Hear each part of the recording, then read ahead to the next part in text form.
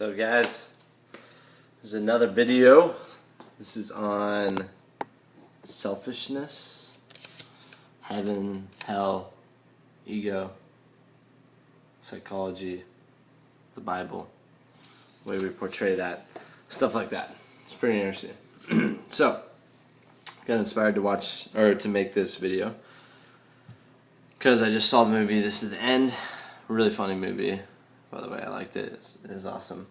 If you don't know what it's about, the movie is about apocalypse coming to planet Earth, and all the actors and movie stars are there, and a bunch of people die, and towards the end you figure out that to survive the apocalypse, I guess, you have to be a good person, and then you go into heaven. You get sucked up in a blue light, and then and you go up to heaven. It's awesome once you get up there.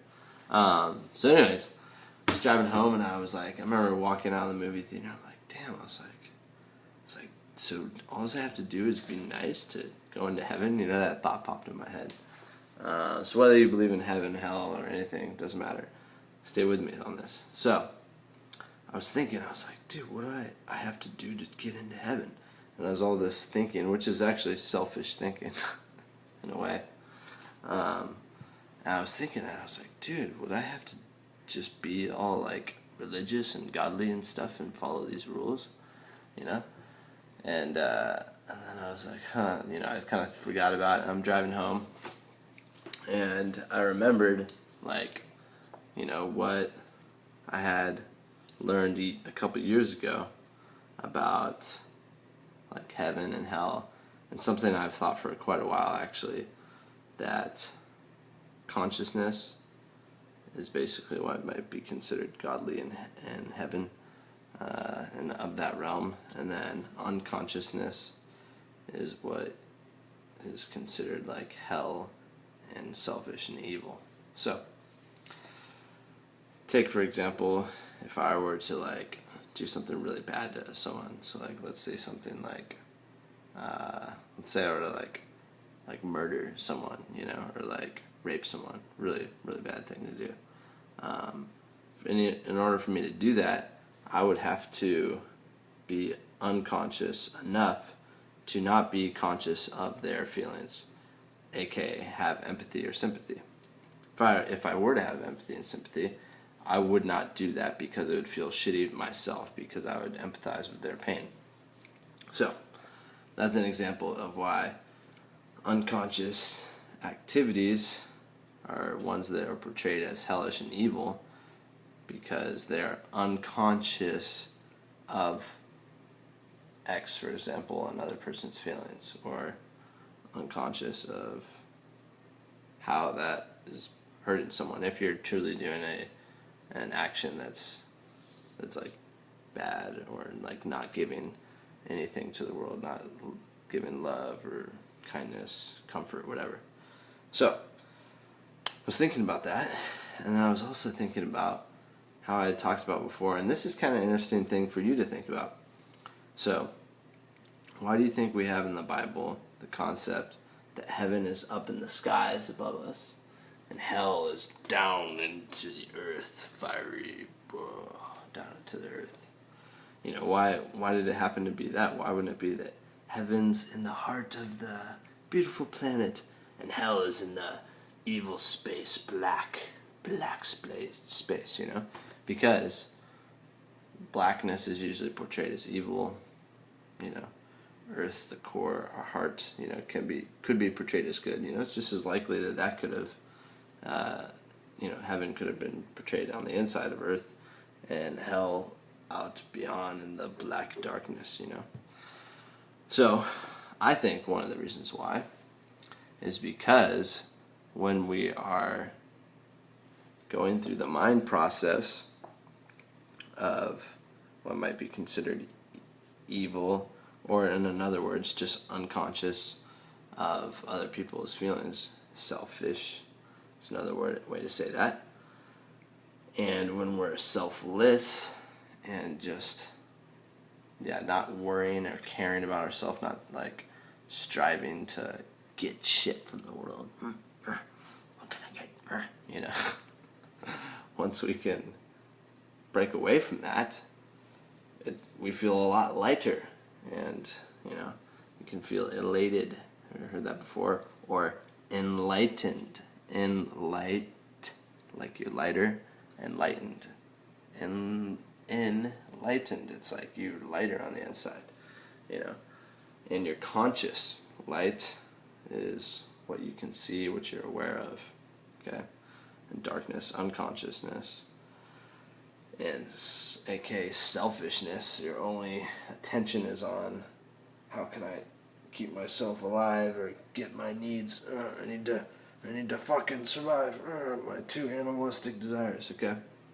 Once we can break away from that, those source thoughts, or those the source of that mind process that can create, is a wearing down feeling. It drags you down. You ever notice when you're like really stressed, you just feel heavy and you'd feel dragged down?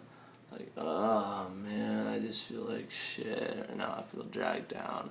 Oh, so much regret. I wish I hadn't, you know, done that, you know, whatever.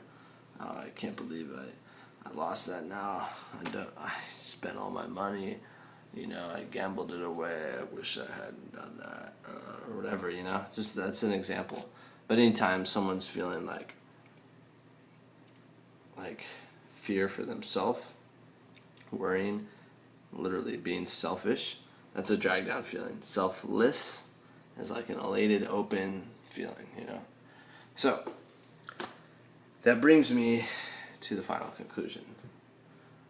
What if the whole talk in the Bible and maybe other books where they portray heaven and whatnot, the gates to heaven, you know, it's known that these scripts were translated over a couple different languages probably to come to English. So there was whatever, Hebrew, is that the language that was translated to Latin to English? Who knows how many languages are transferred for it to be coming into the English that we see the Bible in today, that you do at least, because you speak English. Do you think it's possible that there's a translation error and the gates to heaven is actually just the portal to the state of being where you feel good and you can see the beauty of God? And what if God is actually just the world around you that is actually beautiful? But because of our selfish mind, it's very easy to get caught in that hell selfishness that drags us down into an area that feels like shit, you know. When that happens, you're not aware of the kingdom to heaven and the keys to the kingdom or heaven, or the aka the thing to unlock the portal to heaven, or the state of being where you feel elated and enlightened and selfless and feel good and free of that part of the mind. What if that is just literally somehow practicing maybe some keys would be maybe that some of the 10 Commandments, you know. I don't know if I agree with all of them because it is thousands of years ago, and who knows when it was translated, or who knows even who wrote that. But let's say there was some Jesus guy, you know, or someone who talked about the state of being where you could feel actual love for someone and pure empathy, and where you could truly forgive others for they know not what they do, and being able to see that another human being is suffering from their own mind and they do bad things because they're stuck in a mental process of selfishness and being dragged down and they're a slave from their own mind. So, what if there was a man who, or different men, who became aware of that and passed on this knowledge, and then it got translated and misinterpreted through a lot of years and whatever. But still, behind that, there are the messages still. That's what heaven is, and that's what hell is. Heaven is the selflessness. It's the love and care for another human being that actually feels good. And selfishness. Did I say selflessness? Last time I think I did. Selfishness. That feeling of like, oh, what can I get? No, I might not get my fair share. What if that is the state of being of what is called hell? And that's the temptation, because it's part of our natural, maybe desires, our animalistic, unconscious default programs, and we have to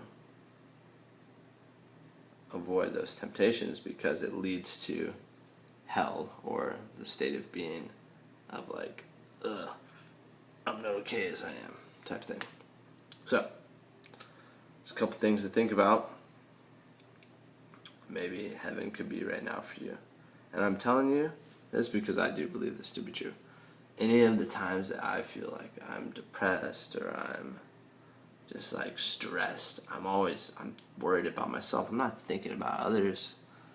If I'm stressed, like what? How would I be thinking about, others if I'm stressed? I guess for a parent, you're worried your son might not do something, but speaking for myself and almost everybody, stress is a selfish feeling, and like love and empathy, and care is usually a feeling that's a selfless feeling, and it feels really good.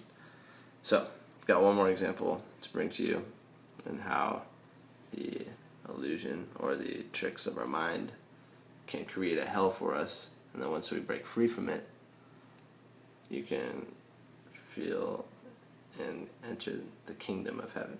So, one time, I think this was 2 years ago, over summer, I was working at this restaurant, and I was hanging out outside of work with some friends from the restaurant, and did something, not going to get into it, / something happened that I felt like pretty embarrassed about it at the time, because I didn't know how people were. So basically something happened, I felt like, I was going to get made fun of at work, for it. And it was like, to me at the time at least, I was so worried about it that I thought, like, I'm going to have to show up to work. And I even thought about quitting or not even showing up to work. It was crazy. It was ridiculous, You don't know what it is, so just take me at what I have to say, that it was something that I feared about this, And I was worrying so much what other people would say, what they think about me, if they're going to talk behind my back or whatever, for just something that happened to me that was kind of embarrassing. Okay, so in that state of mind I was worried about what others were thinking about me, and just completely a bit oblivious to anyone else's feelings, And I was like, fuck, dude, oh my gosh, and I was just like in a terrible mind state at the time.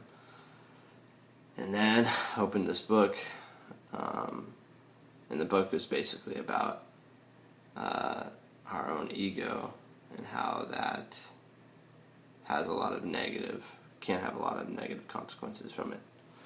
So anyways, I opened up this one page, and I can't remember what it was, but basically, in my mind, and what I read from the book, it was like so clear to me. It was like talking about how the ego